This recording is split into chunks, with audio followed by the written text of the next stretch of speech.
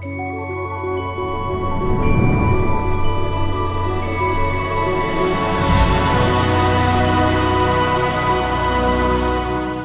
100 million 40-year South African culmination of creatives hosts its fourth round consecutively in Durban, KwaZulu-Natal, August 2018.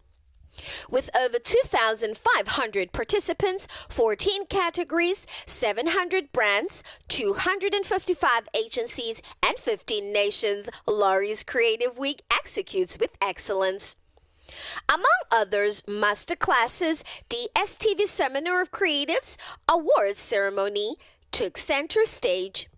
So, to Women in Marketing Africa, I've put it in the mission there. So we're here to try and address the gender imbalances in marketing, advertising, and communications at all levels of seniority, and show that future generations that this is what is possible. And I think in doing that, we actually safeguard the long-term profitability of the sector. So we're going to do this through a few things. Over the next 5 years, we plan to deliver a number of regional events. So obviously we're starting here in South Africa. Plans to do something in West Africa early next year, but we will be back to South Africa. It's essentially a support network for women in the industry. We want to do some work around enabling research into diversity issues in the workplace. We're looking to develop some mentoring and training programs.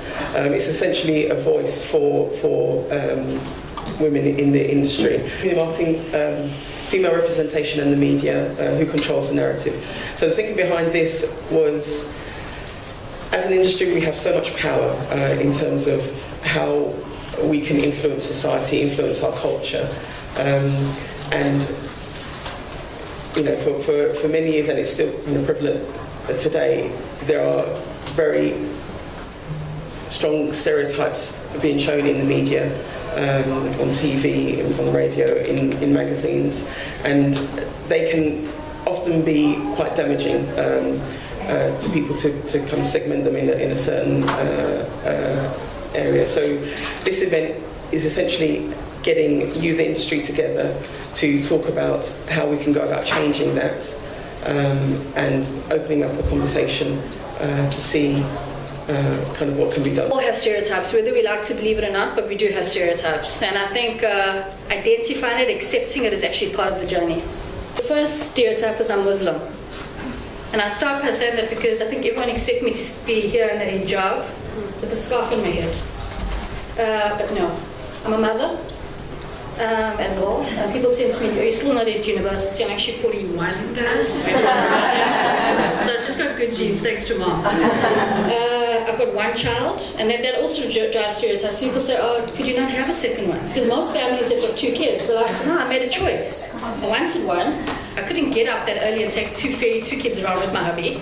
So we made a decision, we wanted one child. But that also draws stereotypes, because they think I had a problem falling pregnant, and therefore I chose not to. I mean, we couldn't have a second one. And this is, people choose not to. People don't have kids because they don't want to, and that's absolutely fine. Actually, when we start to box ourselves as women and we talk about ourselves as working moms instead of working parents, we create a whole new set of unhelpful and harmful stereotypes. And the youth see this, and so they want advertising not to actually now try and place too much emphasis on what it's like being a woman, but actually just, be a bit more gender agnostic. But it's hard to do authentically. 85% of consumer decisions are made by women.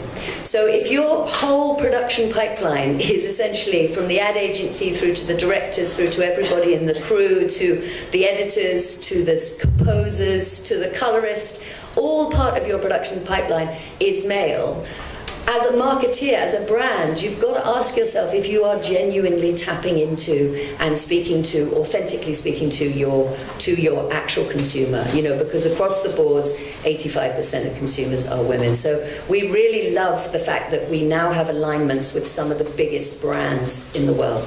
So, in the interest of creating a more diverse and equitable future in film and advertising, we need to get women at the table, a permanent place at the table, at the pitching table, which means for the younger directors They get a chance for exposure. They get a chance to build experience. For the seasoned directors like myself, it's a chance to get your teeth into the bigger, weightier boards, But while we're at the table, there has to be a very specific push, in particular for women directors of colour, because up until this point, it's only, and the BE has been super slow to get itself there, but it's only benefited men. And there goes the systemic gender bias again, So there has to be a huge push for that, for a diversity of future filmmaking, and also for the communication that we do. We entertain people with stories, and it's got to come from the right source. Cassia Kulu, Business and Entrepreneurial Sector News, CWTV, Durban.